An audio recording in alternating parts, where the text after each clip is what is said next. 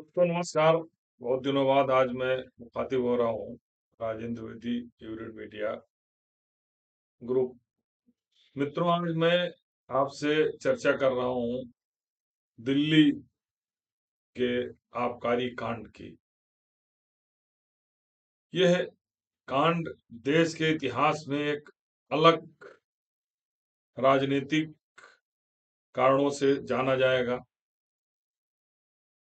इसमें एक आबकारी नीति बनी जिसमें बहुत सारे परिवर्तन किए गए और ये हुआ कि लगभग 900 दुकानें 849 दुकानें नई दिल्ली में खोली जाएंगी। जो लाख में फायदा होता था एक दुकान से, वो करोड़ में फायदा होगा और 3500 करोड़ रुपए लगभग आय होने की बात हुई।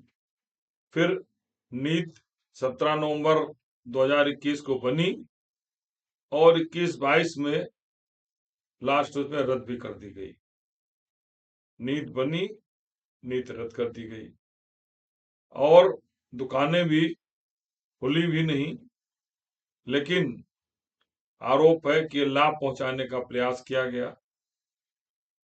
100 करोड़ से अधिक ट्रांजैक्शन हुए और जिसमें एक अच्छा अमाउंट 45 करोड़ रुपए से अधिक धनराशि गोवा चुनाव में आप पार्टी पर खर्च करने का आरोप है। इसमें केसीआर की बेटी कविता भी आरोपी है।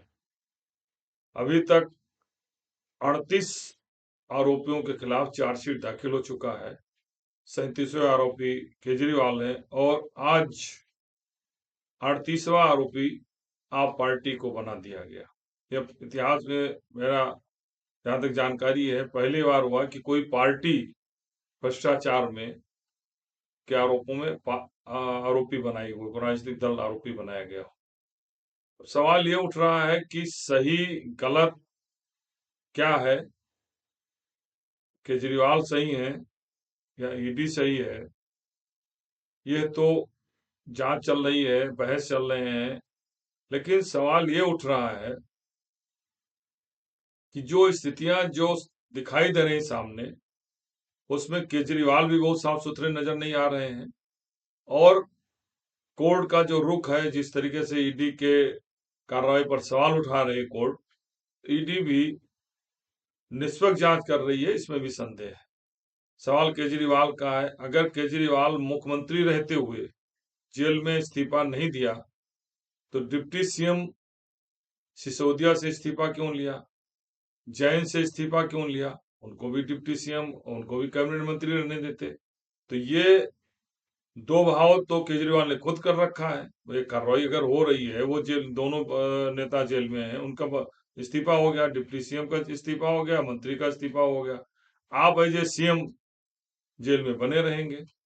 तो ये तो केजरीवाल की खुद की, अपने लिए कोई और कानून है, पार्टी के दूसरे वरिष्ठ नेताओं के लिए कोई और नियमावली या कानून बनाया गया। जहां तक आप पार्टी के आरोपी बनाए जाने का सवाल है, तो ये बहुत ही गंभीर मुद्दा है और इस पर यह बहस होनी चाहिए पक्ष और विपक्ष में कि क्या किसी राजनीतिक दल को भ्रष्टाचार के आरोप में पार्टी बनाया जा सकता है?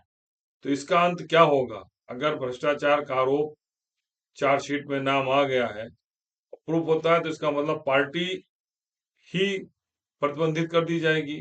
उस पर आयोग को भी सोच निर्णय करना पड़ेगा कि अगर किसी पार्टी को आरोपी बनाया गया है और पार्टी पर आरोप सिद्ध होते हैं, तो वो भी संदेह के घेरे में उसे भी प्रतिबंधित किया जाएगा। तो ये बहुत बड़े स्वरूप में, बृहत रूप में ये मामला प्रकरण पहुंच गया है और दिल्ली से लेकर दक्षिण भारत तक पूरी तरीके से इसमें आरोपों में एक लंबी श्रृंखला पाई गई है। सवाल ये उठ रहा है कि जिस तेजी के साथ, जिस ईमानदारी का लबादा ओढ़कर केजरीवाल स्वच्छ और ईमानदार सियासत करने आए थे, वो सब धूमिल हो चुका है। सही गलत ये तो अंतिम निर्णय कोर्ट का आएगा, उस समय पता चलेगा कि केजरीवाल दोषी साबित होते हैं या निर्दोष।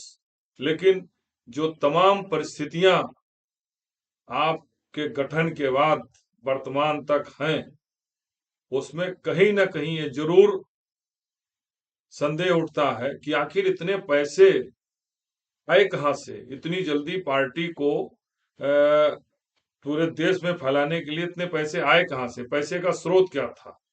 और सभी जानते हैं कि चुनाव में अगर खर्च का 5 रुपए दिखाया जाता है तो खर्च उसके पीछे 500 होते हैं।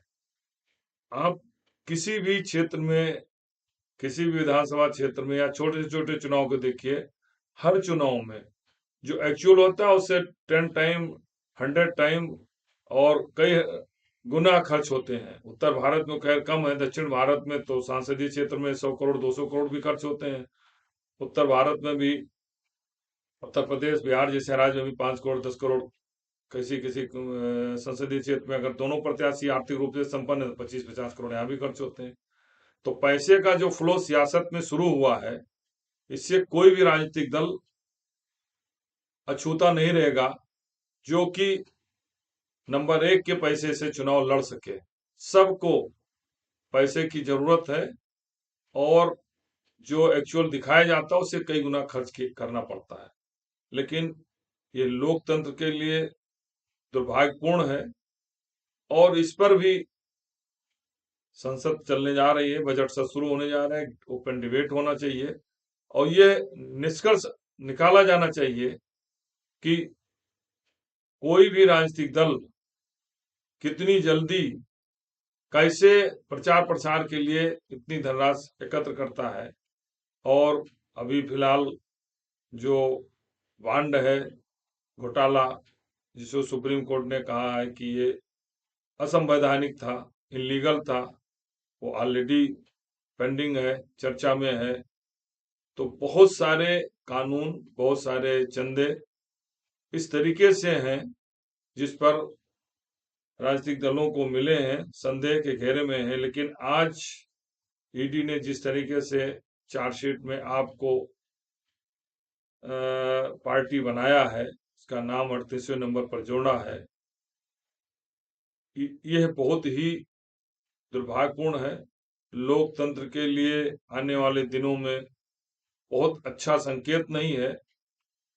तो जो स्थितियां हैं उसको देखकर एक बार फिर कहा जा सकता है कि केजरीवाल और ईडी दोनों जो परसेप्शन है, जो परिस्थिति साक्ष्य दिखाई दे रहे हैं, जो कोर्ट का वर्डिक्ट आ रहा है, उसमें सही तो दोनों नहीं है, कहीं ना कहीं संदेह दोनों पर उठ रहा है। लेकिन इस तरह के कार्रवाई से लोकतंत्र को एक बार फिर कलंकित होने से बचाया जाना चाहिए।